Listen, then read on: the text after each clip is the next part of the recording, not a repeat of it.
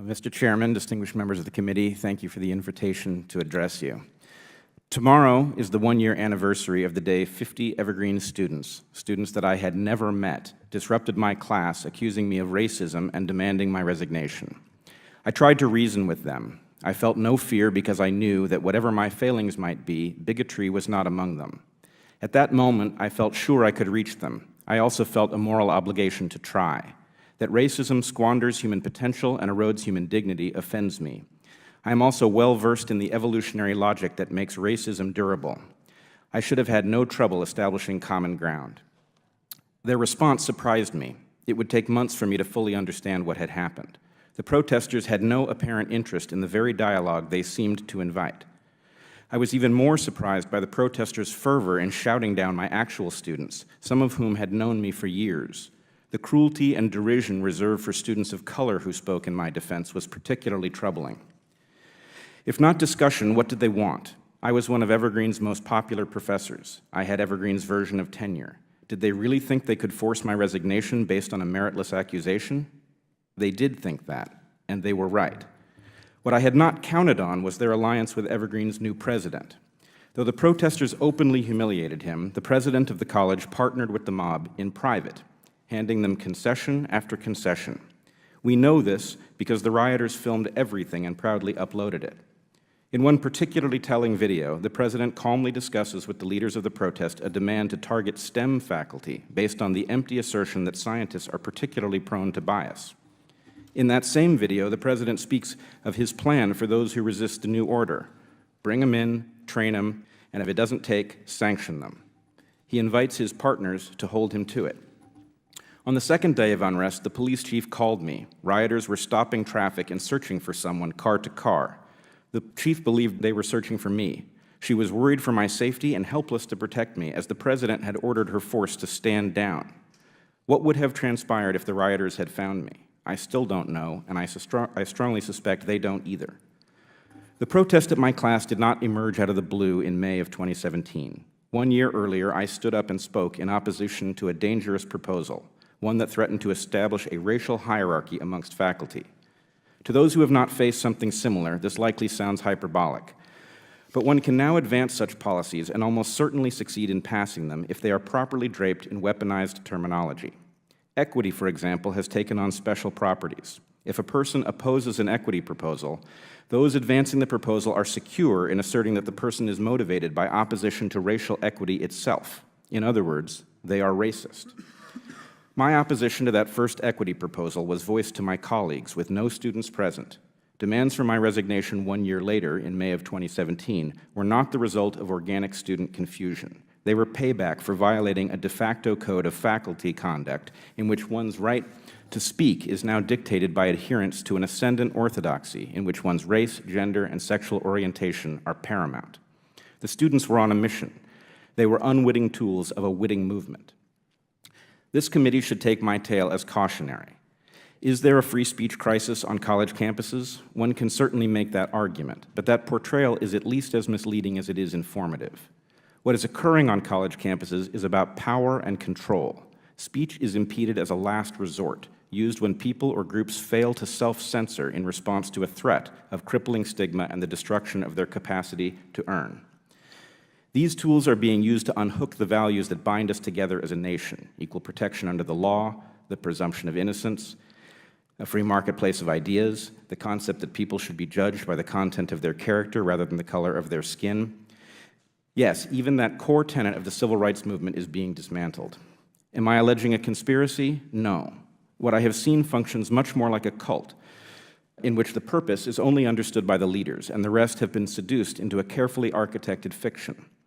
Most of the people involved in this movement earnestly believe that they are acting nobly to end oppression. Only the leaders understand that the true goal is to turn the tables of oppression. Something is seriously and dangerously amiss. At this moment in history, the center does not hold. Partisan polarization and political corruption have rendered government ineffective, predatory, and often cruelly indifferent to the suffering of American citizens. Tribalism is the natural result. Evergreen's public meltdown placed me in the eye of the storm and cast me into the spotlight. As a member of the intellectual dark web, I find myself at the vanguard of an emerging, non-ideological, nonpartisan movement. Along with the Heterodox Academy and the Foundation for Individual Rights in Education, we are fighting to restore civility and respect for competing perspectives. The electorate is starved for honest debate and for the good governance that follows from it. My advice to this body is to put the nation and its core values ahead of partisanship and join us in the center to end this cultish power grab and return us to a forward path as a nation. I look forward to your questions. What has been the reaction to what happened to you, both on campus and off campus? Have any changes been made? The campus has doubled down on every foolish idea it was pursuing and has gotten itself into very serious financial trouble for lack of students, which I should tell you, I warned my colleagues that if they pursued this false equity proposal, that would be the result. So a rather predictable disaster is occurring on campus. I do want to push back a little bit, though, on the assessment that it is the left, because really it isn't one left. There is an ascendant orthodoxy on the left that is very troubling. It is quite broad, but I think not very deep. Then there's a concentrated mirror image of that on the far right, and both of these things are to be feared. The problem, though, is when you speak out on a college campus from a perspective on the left that does not fit this orthodoxy, you are immediately categorized as on the right, which makes it look that the left is monolithic and all shares this opinion, but it's not the case. Dr. Weinstein, what happened in your classroom, which I've seen videos of, was your classroom that day a safe space or a free speech zone or neither? Thank you for asking me that question. A safe space Didn't look like it was safe to me. Well, I believe in something that could be called a safe space, but what safe space means to me as an educator is a space safe enough to take risks, which is roughly the opposite meaning of what is being invoked on college campuses. The answer to your question is that a free speech zone cannot coexist with a safe space, because a safe space, by definition, according to this orthodoxy, is a place where you are free from being offended. So it cannot, it is mutually exclusive.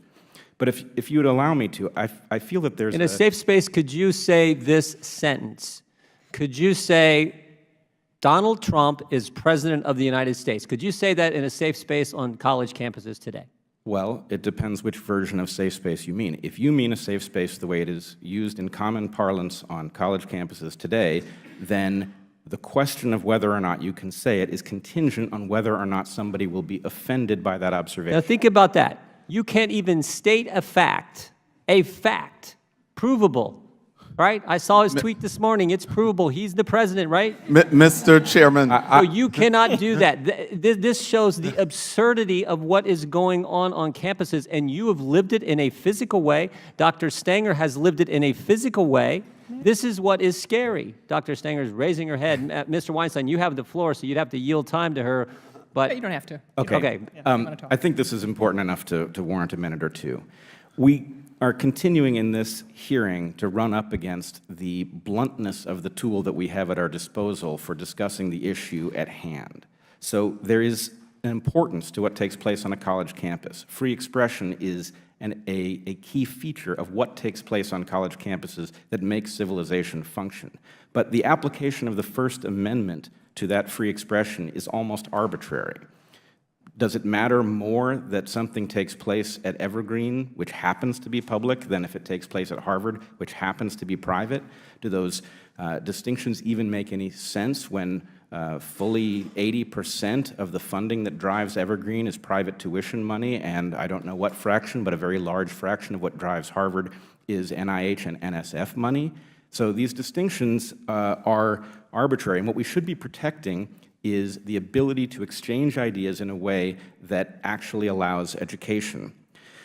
It is also true that when people self-censor because they're afraid of stigma, they may never get around to the place where somebody blocks their speech, and so there may be no technical violation, but nonetheless the effect is exactly the same. There is also a problem in the sense that the conflict is really between members of the audience. One section of the audience is deciding what other members of the audience can listen to. The person's speech who is inhibited is almost beside the point. It's a question of whether you can choose what you want to entertain as a concept. And then when this jumps the fence and leaves the college campuses and moves into the outer world, we're going to run into an even bigger problem, where the tech sector is now the de facto governance apparatus for the new public square, and it's private, so the First Amendment doesn't apply. Take the example of Harvard, which you talked about, Dr. Weinstein, whether it's DoD funds, whether it's NIH funds, or whether it's Pell Grant funding. There are so many federal dollars that underpin the way Harvard functions and their budget on an annual basis. And the fact that the university can penalize students because they join an outside organization, zero affiliation with Harvard, they're not allowed to be sports captains, they're not allowed to be considered for fellowships, and I think that is a significant overstep of the university's role. I wanted to give other panelists an opportunity to respond. Dr. Weinstein. Well, the first thing to say is I'm not a legal expert, but I would certainly support the idea that leverage generated by the funding that is given by the federal government would morally be justified to use that to make sure that college campuses protect the free expression. But I would also point out that this is not just a matter of abstract ideas presented by speakers on campus. This is now extending into the classroom, and it's a question of what one can properly teach in a biology class, for example, which may well not be politically correct, but is nonetheless necessary for students to understand the organism that they're studying. So ultimately, this is going to manifest in our competitiveness as a nation. If we decide that there are certain things that are true in science that can't be stated in a college classroom, then our students will be undereducated relative to any nation that can solve that problem. So this is really a critical issue, and the use of those funds to keep the campus square open is entirely valid, in my opinion. What can we do so we're not having these ridiculous PC controversies for the rest of our lives, so we can really try to work out some good ground rules? Yes, Dr. Weinstein. So there's a natural tension between the duty of a college or university to curate the content so that the students are encountering things that enrich them, and its duty to guard freedom of expression. And I think we just should be honest about the fact that that tension exists. I mean, peer review does shut down viewpoints that aren't deemed of a high quality, and that we don't commonly take that to be an infringement of free speech. As to your question about the effect of something like the University of Chicago letter, I must say that there's a paradox here for those who espouse a libertarian economic perspective, which is the Chicago letter would seem to protect freedom of expression better than any other campus in the nation that I'm aware of. That presumably will give students who go there a competitive edge because they will have been exposed to challenging ideas and will have sharpened their toolkit in response. And so why is that letter not spreading? Why are college campuses not falling all over themselves to embrace this in order to collect those students who are looking for a college campus that will expose them to the highest quality material available? So I don't know the answer to that question, but I do find it interesting that Chicago was able to articulate these things and survive it, and other colleges have not embraced the same principles. We really don't prepare most college faculty to be good instructors in that sense. It hadn't dawned on me until I had the good fortune for the most part of having that. Hadn't dawned on me until he said that. Sure, absolutely. Dr. Weinstein, what can you suggest? Well, let me add something to that. He's quite right that we don't train people to teach, and we also never spell out that the job of an educator is to teach you how to think, not what to think. So the fact that somebody at the front of the room happens to have a perspective that they hold dear shouldn't mean that they are attempting to transmit it to students wholesale. They should give them the tools to evaluate for themselves. Unfortunately, what we are seeing is the result of the politicization of the commons, effectively. And I suspect that that's the result of two things, which is that people do not feel well represented by the governance apparatus, and of the fact that they feel a threat of austerity, which is causing them to be tribal. So if you really want to address this problem, people have to understand that they have more to gain by being patriotic together than by fighting each other for scraps. And I can't see a way around this. The First Amendment is simply not sufficient to protect the free exchange of ideas in the private sector. It's not sufficient to protect it on college campuses that don't happen to be public, and it's actually not especially useful on public campuses where it doesn't deal with issues like censorship or self-censorship.